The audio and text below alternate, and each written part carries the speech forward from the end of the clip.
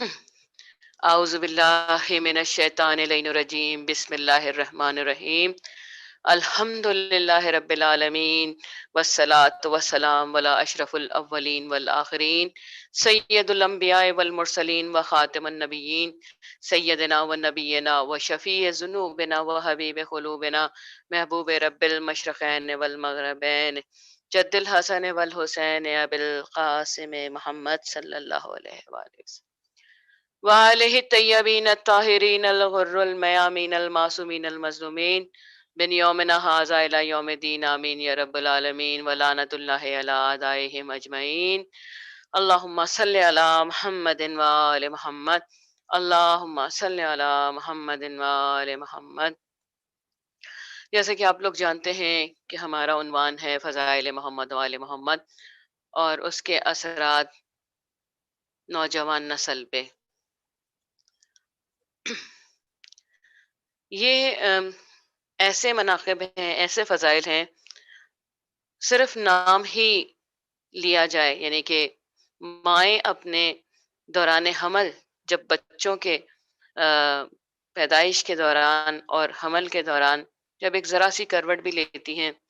تو علی ابن ابی طالب کو ضرور یاد کرتی ہیں، یعنی کہ مشکل کشا ہیں وہ، اور یہ بات یقین ہے کہ وہی مدد کرتے ہیں اور وہی مدد کرنے والے ہیں،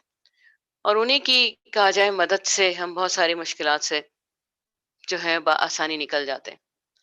تو اس وقت بھی کہ جب زندگی اور موت کا معاملہ ہوتا ہے، تبھی بھی مائیں اپنے تمام دوران حمل، اپنے بچوں کے کہا جائے پیدائش کے دوران مولا علی کو یاد کرتی ہیں۔ ذرا سی تکلیف بھی ہوتی ہے تو یا علی مدد کا نعرہ لگاتے ہیں، اور حقیقت بات ہے کہ ایسا ہے ہی نہیں، اور ایمان ہے اس بات کا کہ جب جب مولا علی کو پکارا جاتا ہے وہ اپنے چاہنے والوں کی مدد کے لیے ضرور آتے ہیں، اور بہت سے ایسے واقعات موجود ہیں جو کہ آج بھی ہمیں اس کہا جائے کہ ہمارے دور میں نظر آتے ہیں کہ ایسے واقعات ہوتے ہیں۔ اور پھر جب سلوات بھیجی جائے تو یقین ہو جاتا ہے کہ ان کی مدد جو ہے وہ شامل حال ہوتی ہے۔ میں فضائل پہ بات کر رہی ہوں، اور اسی کہا جائے کہ یہ سب تمہید کا مطلب یہ ہے کہ جب ایک بچہ اس دنیا میں آتا ہے تو وہ اس نام سے آشنا ہوتا ہے، ایسا نہیں ہوتا ہے کہ اس نام سے واقف نہیں ہوتا ہے۔ اور میں بچوں کے لیے بتاتی چلوں کہ جب ہم دیکھتے ہیں کہ جو شیرخوار ہیں وہ کبھی ہنسنا شروع ہو جاتے ہیں تو کبھی رونا شروع ہو جاتے ہیں، کبھی نیند میں ہنسنا شروع ہو جاتے ہیں، کبھی نیند میں رونا شروع ہو جاتے ہیں۔ تو مولا امام جعفر صادق علیہ السلام سے لوگوں نے پوچھا ہے کہ مولا یہ بتائیے کہ کیا وجہ ہے کہ بچے جو ہیں وہ نیند میں کبھی کھلکھلا کے ہنستے ہیں اور کبھی رونا شروع کر دیتے ہیں بڑی بے چینی سے؟ تو مولا نے ارشاد فرمایا کہ یہ بچے جو ہیں ہمارے جد علی ابن ابی طالب کو دیکھتے ہیں، کیونکہ وہ معصوم ہے تو معصومی ان کو ہی دیکھتے ہیں، اور علی ابن ابی طالب جب آتے ہیں تو کیا ہوتا ہے کہ وہ انہیں پہچانتے ہیں، وہ ان سے دل بہلاتے ہیں اور خوش ہوتے ہیں انہیں دیکھ کے، تو وہ کھلکھلا کے ہنسنا شروع کر دیتے ہیں، اور جب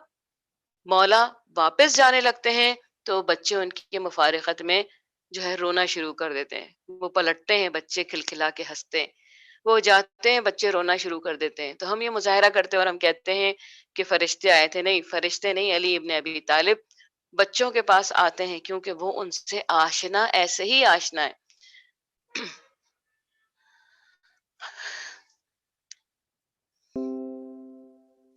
یہ فرق پڑے گا کہ جب وہ ماں کے شکم میں تھے تبھی بھی اس ذکر کو سنتے تھے، پہچانتے تھے، اور جب اس دنیا میں آئے تبھی بھی جو ہے وہ ان کا مظاہرہ کر رہے ہیں، ان سے ملاقات کر رہے ہیں، وہ انہیں ملاقات کرنے کے لیے آتے ہیں۔ مولا سے سوال کیا ہے، مولا یہ بتائیے کہ سب سے پہلے جو ہے ماں کے شکم میں انسانی جسم میں سے کیا چیز نمو پاتی ہے، کون سا عضو جو ہے وہ نشو نما پاتا ہے؟ مولا نے ارشاد فرمایا سب سے پہلے شہادت کی انگلی جو ہے وہ تیار ہوتی ہے۔ کہا مولا وہ کیوں؟ فرمایا اس لیے کہ شہادت کی انگلی سے جو ہے وہ بچہ گواہی دیتا ہے، پروردگار عالم کی گواہی دیتا ہے شہادت کی انگلی اٹھا کر، تو بس اس لیے سب سے پہلے یہی انگلی نمو پاتی ہے، یہی انگلی جو ہے شہادت کی انگلی جو ہے یہی تیار ہوتی ہے۔ یہاں پہ میں ایک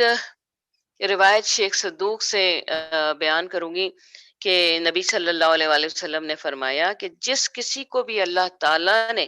میرے اہل بیت میں سے ائمہ اطہار علیہ السلام کی محبت نصیب فرمائے تو دنیا اور آخرت کی بھلائی ہے اور اس کے شامل حال ہو جاتی ہے، اور کسی کو شک نہیں ہونا چاہیے کہ وہ جنت میں داخل نہیں ہو سکے گا۔ دیکھیے کہ محبت ہم سب کرتے ہیں، لیکن اپنے دلوں کو کھنگالیے ضرور کہ یہ محبت حقیقی ہے یا ضرورتاً ہے یا بس مجازی ہے۔ پھر وہ جنت میں داخل نہیں ہو سکے گا ایسا سوچنا بھی نہیں چاہیے۔ اور نظر آتے ہیں، ابھی میرے پاس ہی ایک پرسوں ترسوں کا واقعہ ہے کہ ایک شخص مولا علی کے نعرے لگاتے لگاتے اس دنیا سے رخصت ہو گیا، اور لوگ اس پہ رشک کر رہے تھے یہ کتنا خوش نصیب ہے کہ مولا کے نعرے لگاتے لگاتے اس دنیا سے چلا گیا۔ اور حقیقت ہے جس کے دہن میں، جس کے زبان پر علی ابن ابی طالب کا نام ہو، ایسا کیسے ہو سکتا ہے کہ وہ جہنم میں جائے؟ وہ جہنم کی آگ ہی بجھ جائے گی کہ پتہ ہے اس پہ پتہ نہیں کتنی دفعہ علی علیہ السلام کا نام لیا گیا۔ تو ایسے بھی لوگ موجود ہیں، اور بے شک میرے اہل بیت کی محبت کے 20 اثرات ہیں، ان میں سے اس 10 دنیا کے ساتھ اور 10 آخرت کے ساتھ ہیں۔ جو اثرات دنیا کے ساتھ مربوط ہیں وہ یہ ہیں: دنیا کی طرف رغبت نہ کرنا، یعنی کہ دنیا سے دور ہو جانا، عمل کرنے میں بے حد کوشش کرنا، دین میں تقوی رکھنا، عبادت کی طرف مائل ہونا، موت سے قبل توبہ کرنا، راتوں کو بیدار رہنے کی طرف شوق کرنا، جو لوگوں کے پاس ہے اس سے نا امید ہونا، خدا کے احکام کا خیال رکھنا، دنیا کو دشمن سمجھنا، سخاوت کرنا۔ اور آخرت کے اثرات کیا ہوں گے؟ یعنی کہ یہ تو دنیا میں رہتے ہوئے وہ ان چیزوں کو اپنے سے دور کر دے گا، لیکن آخرت کے اثرات کیا ہیں کہ اس کا نام اعمال کھولا نہیں جائے گا، چیک نہیں کیا جائے گا، اس کا نام اعمال، اعمال کو تولنے کا ترازو نصب بھی نہیں کیا جائے گا، نام اعمال کے اس کے دائیں ہاتھ میں دیا جائے گا، اس کے لیے جہنم سے نجات لکھ دی جائے گی، اس کا چہرہ سفید اور نورانی ہوگا، جنت کے لباس اس کو پہنائے جائیں گے، اپنے رشتہ داروں میں سے 100 افراد کی شفاعت کرے گا۔ اسی لیے کہا جاتا ہے کہ صلہ رحمی کرتے رہنا چاہیے، نہیں پتا کہ کون شفاعت کا ذمہ دار ہو سکتا ہے۔ خدا اور اس کی طرف نظر رحمت فرمائے، جنت کا تاج اس کے سر پہ رکھا جائے گا، اور بغیر حساب کے، جب نامہ اعمال ہی نہیں کھلے گا تو حساب کس چیز کا ہوگا، بغیر حساب کے جنت میں داخل کیا جائے گا۔ اور یہی خوش نصیب ہیں وہ لوگ جو میرے اہل بیت علیہ السلام کے دوست رکھیں گے۔ تو دیکھیے کہ کس قدر فضیلتیں ہیں کہ دنیا میں اسے بے رغبتی ہو جائے گی، دنیا سے وہ دور ہو جائے گا، توبہ کرتا رہے گا، لیکن جو اس کے یوم دین کا حساب ہے وہ اس کا کھلے گا ہی نہیں۔ جب کھلے گا نہیں تو ہر چیز کا وہ جو ہے اسے جزا ملے گی، یہاں تک کہ تاج اس کے سر پہ رکھا جائے گا اور اسے بغیر حساب کے جنت میں داخل کر دیا جائے گا۔ محبت رکھنے کا مقصد ہی یہی ہے کہ پروردگار عالم نے ان کو اس لیے ہی بنایا ہے کہ ان کی محبت رکھنے سے آپ کو فائدہ ہو، نہ کہ کوئی نفاق یا کوئی فساد کے لیے انہیں پروردگار عالم نے نعوذ باللہ خلق کیا ہے۔ یہ کل بس نجات ہی نجات ہے، یہ کریم ہی کریم ہے، یہ رحمت ہی رحمت ہے، یہ نعمت ہی نعمت ہے۔ تو اندازہ لگائیے کہ ہم کتنی بڑی نعمتوں کے ساتھ منسلک ہیں کہ ہم ذکر محمد والے محمد کرتے ہیں، سنتے ہیں کہ پروردگار عالم خود ارشاد فرما رہے ہیں، میں بتا بھی چکی ہوں کہ جب محمد والے محمد پہ درود بھیجا جاتا ہے اور اللہ کی بسم اللہ الرحمن الرحیم لا حول ولا قوت الا باللہ العلی العظیم اللہم صلی علی محمد وآل محمد شخص کہتا رہتا ہے تو شیطان کے چہرے کے سارے تمام گوشت گر جاتا ہے، اور جب تک مسلسل یہ کہتا رہتا ہے تو وہ بے چین ہو کے چلاتا ہے اور فرشتے اس پہ لعنت کرتے ہیں۔ تو اتنی بڑی ہمارے پاس نعمت موجود ہے، مجھے نعمت سمجھ نہیں آ رہی تھی کہ یہ نعمت کیسے ہیں، لیکن یہ اب سمجھ آ گیا کہ نعمت اس طرح سے ہے کہ ہماری نجات، ہماری مدد، ہماری کہا جائے کہ دل گرفتگی، ہماری خوشی سب کے جو ہے وہ ابتدا اور انتہا یہی لوگ ہیں. اسی لیے تو ہم کہتے ہیں کہ غم امام حسین علیہ السلام پروردگار عالم ہمیں عطا فرمائے، ہم مولا کا غم کر سکیں. اور آج میں طویل نہیں کروں گی مجلس، کیونکہ کچھ پچھلے دنوں کے حالات کے وجہ سے بہت زیادہ آج اس کے اثرات نمودار ہو رہے ہیں، اور اس کے بعد بھی مجھے ابھی 2 اور مجلس بھی پڑھنی ہے، تو ظاہر ہے اس کو ملحوظ حاضر رکھتے ہوئے بس میں اتنا کہوں گی کہ آج جس کے مصائب پڑے جاتے ہیں، مطلب آسان بات نہیں ہے، اور وہ ہے کہ ہم سب اپنی مشکلات میں ان کو آواز دیتے ہیں. چھوٹے چھوٹے بچے بڑے شوق میں اپنی ماؤں سے فرمائش کرتے ہیں کہ ہمیں بھی علم اٹھانا ہے، اور مائیں بھی بڑے شوق سے اپنے بچوں کو وہ چھوٹے چھوٹے علم تیار کر کے دیتی ہیں کہ ایک عباس کا علم اگر گر گیا ہے تو آج اٹھانے والے بہت سے ہاتھ ہیں، بہت سے بچے ہیں، بہت سے جوان ہیں، کتنے علم آج اٹھتے ہیں جن کی تعداد ہم نہیں گن سکتے. اور دنیا کے کونے کونے میں یہ وہ کہا جائے انٹرنیشنل علم ہے کہ ہر خطے میں دنیا کے موجود ہے. ایک بس کہا جائے کہ ایک چھڑی کے اوپر ایک کپڑا باندھ کے عباس کے علم کو سجا لیا جاتا ہے. کتنا آسان علم ہے، کسی اجازت کی ضرورت نہیں، کسی پرمیشن کی ضرورت نہیں، کسی سرکاری اجازت نامے کی ضرورت نہیں ہے کہ اس علم کو بناتے وقت پوچھا جائے کہ کیا ہم آفیشلی اسے بنا سکتے ہیں، تیار کر سکتے ہیں. نہیں، یہ عباس علمدار کا علم ہے. ہر جگہ پہ، گھروں پر، جگہ جگہ علم آج نظر آ رہا ہے. ایک عباس کے علم کو گرایا تھا نا، دیکھنے والے دیکھ لیں کہ عباس کا علم آج کتنی ہاتھوں میں، 2 ہاتھ قطع ہوئے تھے، آج کتنے ہاتھوں نے اس علم کو اٹھایا، سنبھالا. اور مائیں کتنی محبت سے جب بھی مصیبت آئے گی، جب بھی کوئی معاملہ آئے گا، تو یا باب الحوائج، یا عباس علمدار آپ کے پرچم کے زیر اثر یہ دعا مانگتے ہیں مولا. اور آج بھی مولا اپنے کٹے بازوؤں سے لوگوں کی مدد کر جاتے. جو اپنی تکلیف میں عباس علمدار کو آواز دیتا ہے، مولا اس کی مدد کو پہنچ. ہائے مولا، آپ یکو تنہا، جب کہ میرے مولا نے مبارز طلب کیا جا رہا تھا فوج شام سے، اس وقت بس آپ تھے، آپ کے آقا و مولا ہمارے امام حسین علیہ السلام، کہ ایک دفعہ جب کنویں کھود کر 10-10 فٹ کے کنویں کھودے ہیں، مولا چاہتے ہیں کہ میرے عباس کی تو قوت کم ہو جائے تاکہ جو جنگ عباس کر سکتے ہیں اس میں وہ طاقت نہ رہے کہ عباس جنگ کر سکیں. بس ایک دفعہ عباس آتے ہیں کہ مولا مبارز طلب ہو رہا ہے، اور آج وہ جملہ کہ مولا وہ جملہ کہتے ہیں، عباس تم تو میرے فوج کے علمدار ہو. کس دل سے میرے مولا نے یہ جملہ ادا کیا، اور سننے والا دل کیسے تڑپ کے دیکھ رہا ہوگا اپنے دائیں اور بائیں کہ جس فوج کا سپہ سالار 72 کی تعداد کے سپہ سالار بنائے گئے ہیں. بہت بڑی تعداد نہیں ہے مولا کی فوج کی، جس میں سے بھی آدھے سے زیادہ لوگوں نے جنگیں نہیں کی، شہید کر دیے گئے. میرے مولا دائیں اور بائیں دیکھ کے کہتے ہیں، مولا وہ فوج کہاں ہے جس کا میں علمدار.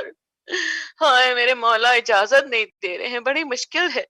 اجازت نہیں مل رہی. میں نے اس بات کو بہت سوچا کہ اجازت نہ دینے کی کیا وجہ تھی. کیا عباس کو بچانا چاہتے تھے مولا وہ نام ممکنات میں سے کہ کوئی جوان باقی نہیں رہ سکتا تھا، نہ جو ہے فوج شام رہنے دیتی. تو ایسا کیا تھا؟ بس یہ بات سامنے آتی ہے کہ عباس کی طاقت اور قوت کو مولا نے باندھ دیا تھا کہ عباس تم جنگ نہیں کرو گے، عباس اگر تم نے جنگ کی تو یہ فوج یزید تمہارے سامنے کچھ نہیں ہے، تمہاری طاقت کے سامنے۔ بس میرے مولا و آقا کو جب عباس علمدار کو اجازت نہیں ملی ہے تو ایک دفعہ بی بی سکینہ کے پاس آئے، اے بی بی بہت پیاس ہے، اللہ تش کی آوازیں سن رہا ہوں لیکن یہ کنویں بھی جواب دے گئے ہیں، نہر فرات ساتھ ساتھ بہ رہی ہے لیکن خیام کے پیچھے کنووں میں سے پانی ناپید ہے، بس عباس کی طاقت کو کم کرنا ہے نا، ایسا حملہ نہ ہو جائے کہ نانا کی امت تمام تہہ تیغ کر ڈالے عباس۔ بس ایک دفعہ مشک سکینہ کو لیا اور مشک سکینہ کو لے کے آئے ہیں، گود میں سکینہ ہے، بس میرے مولا نے جو دیکھا بس اپنے لب زیر لب کہا اِنَّا لِلَّهِ وَإِنَّا إِلَيْهِ راجعون۔ عباس میرا، سکینہ میرا کڑیل جوان بھائی ہے، بابا مجھے پیاس بہت ہے۔ ایک دفعہ اجازت ملتی ہے، عباس نے تلوار اٹھائی ہے، مولا کہتے ہیں عباس یہ تلوار نہیں، کہا مولا آپ نے تو کہا تھا کربلا جاؤ گے تو جنگ کرو گے۔ ہائے میرے مولا،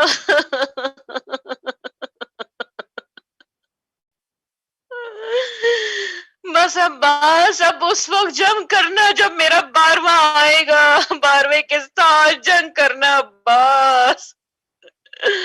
ہائے ایک ٹوٹا ہوا نیزہ پکڑایا میرے مولا نے، عباس اپنی حفاظت واجب ہے۔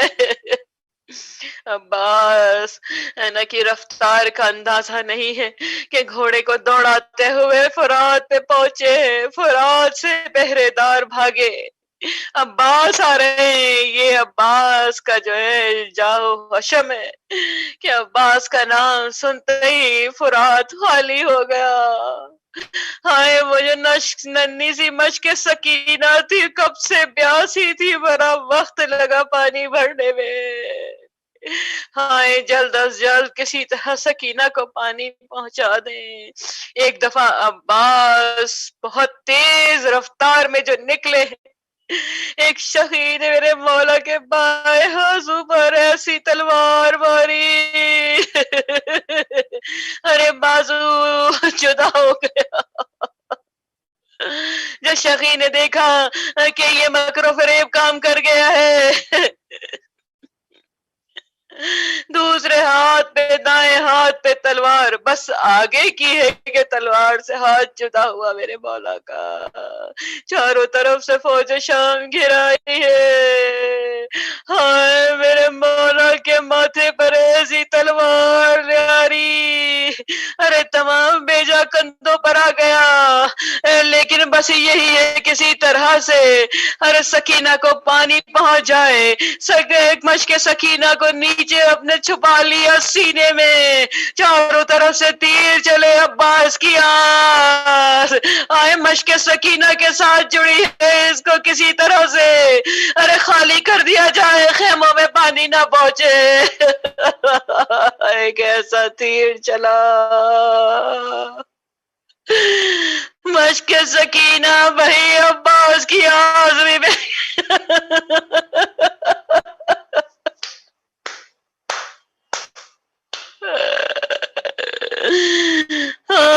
میرا آقا،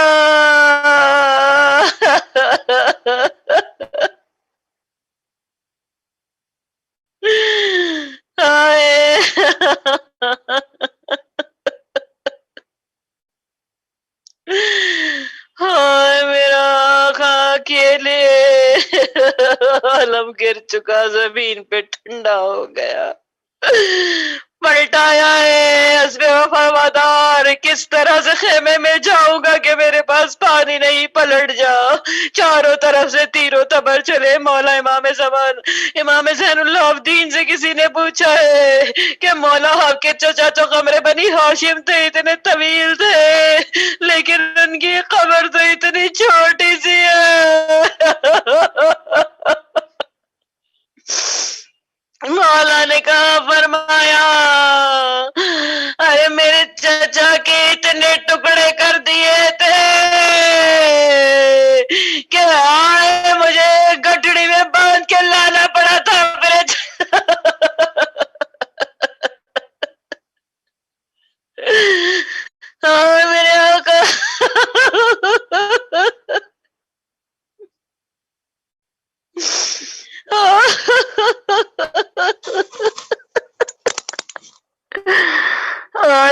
یہ پرسہ قبول کیجیے.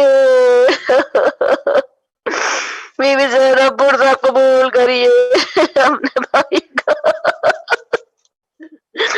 بی بی اب کوئی ضمانت نہیں ہے کیا کی چادر محفوظ رہے.